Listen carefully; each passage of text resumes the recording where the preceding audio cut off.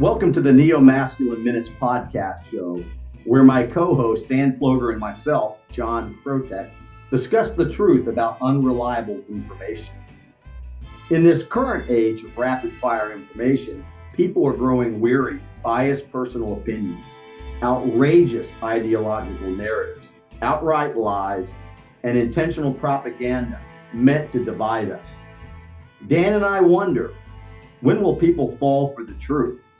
When will they reject the informational threats that are destroying families, ruining societies, and destroying cultures all around the world?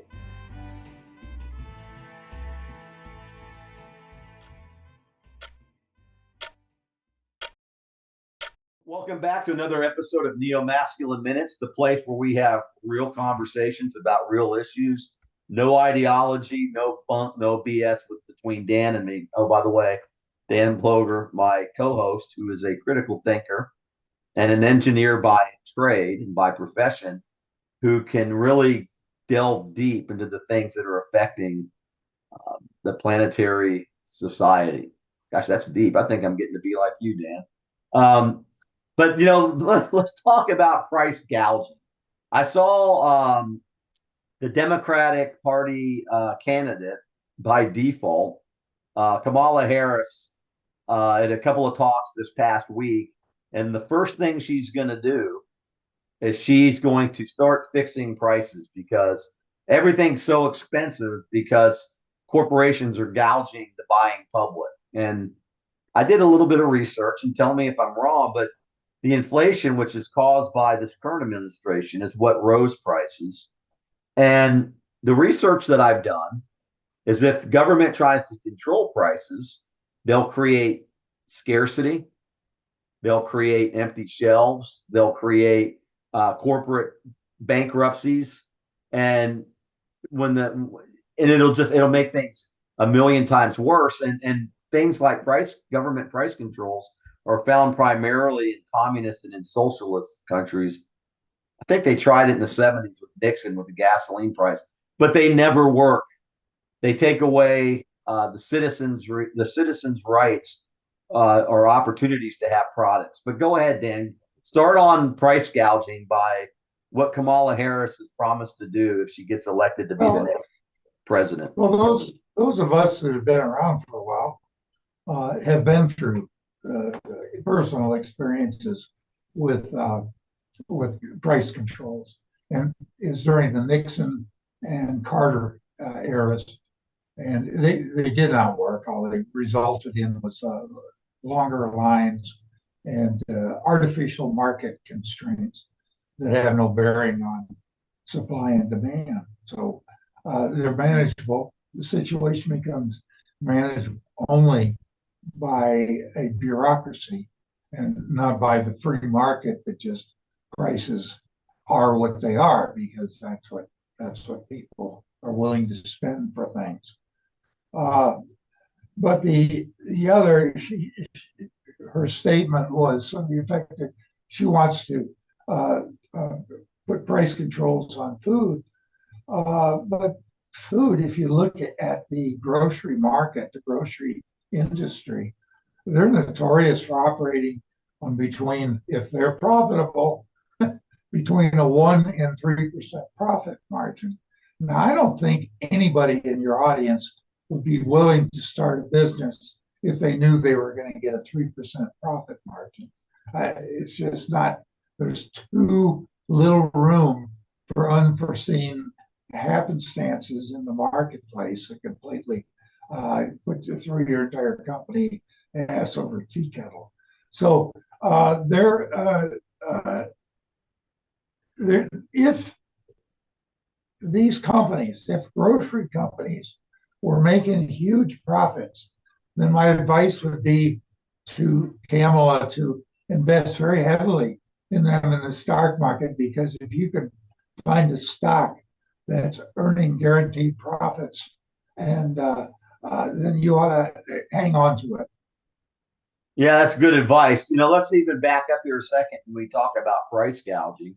Of course, I grew up in Florida. We had hurricanes all the time. You're in Florida now, and there are I can't imagine like a hurricane blowing through the state of Florida and Chevron making a corporate decision to bump up gas to $6 a gallon. It makes no common sense to me. Now, price gouging has always historically been like a single dealership or a single shop or something where, hey, the getting's good. I can sell this distilled water for $5 a gallon instead of the $1.99. And you do have that. There are people, not everybody in business is ethical, but that you do have issues with that. And those people need to be reported. And the government ICE, should come ICE is down. notorious. ICE is notorious. Yeah. The corner Quick Mart sells ice for because everybody's power's out, sells it instead of $1 or whatever it is, $2 a bag. They're selling it for $20 a bag. That's price gouging. And there are no corporations listed on the New York Stock Exchange that do that. Period. Yeah. They would be bankrupt. Well, you mentioned supply and demand, and I remember I had to take 3 economics courses when I was going through school. The hardest one was the third economics course, but it dealt with cost coefficients, and I remember how complex it was. And I was just a college student, I don't know, 20 years old, and my gosh, listening to Kamala Harris the other day, that woman is clueless about economics, and I'm not even an economist. The little bit that I know, it's much more complex than just hitting a price. And then you said it, Dan, profitability.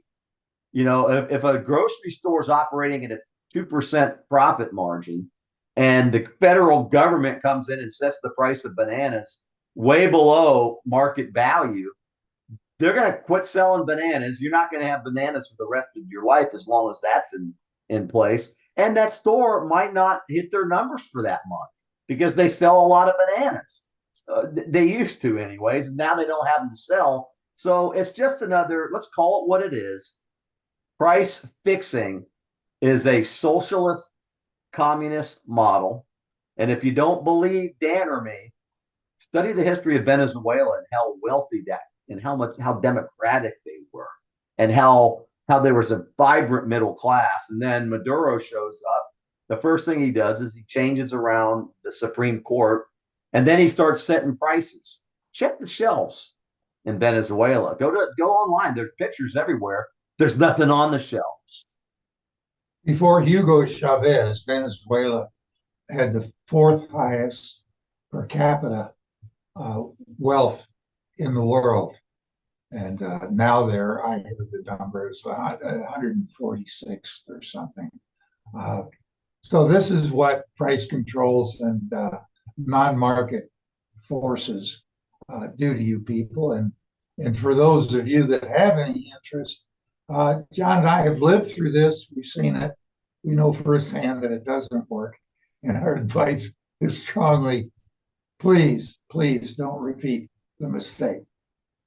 Well, that's about all we can say about it. If you want to really find out for yourself, you think that Dan and I are just full of, malarkey. I hate using that word, but if you think we're full of that stuff, do your own investigation, become a sentinel of information, and spread the truth. You'd be a harbinger of truth, just like we talk about. That's our moniker. And you men, stand up, resist. We're not saying violently, but resist with your brain. Don't fall for this stuff. And certainly don't vote for somebody in America that has communist or socialist ideological values and directives coming out of their mouth. That's nonsense. Yes, it is. And the key to listen for young viewers is when people start talking about equity. That's the key. Watch it. Pay real close attention when you hear anybody say the word equity. Great tip, Dan. I couldn't have said that better myself. Thank you very much for listening to another episode of Neo-Masculine Minutes. Men, be masculine. Give your due diligence when it comes to unreliable information. And if you want to check out neomasculinity.solutions website, check us out and pick up a copy of the Sentinel Handbook. It's only 35 pages long, but boy, it's a lot of good information in there. and it might save your family. Thanks, Dan. Thank you, John.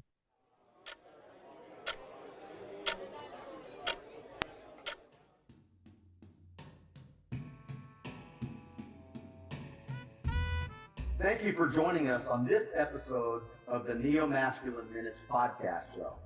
For the men, it's simple. Think for yourself. Dig deep. Reach down. We appreciate your earnestness in wanting to embrace your masculinity again. You are indeed the sentinels of information. The people you care about are waiting for your leadership, hoping you step up to fulfill your masculine role as protectors of the human race, to save it from any further destruction caused by unreliable information.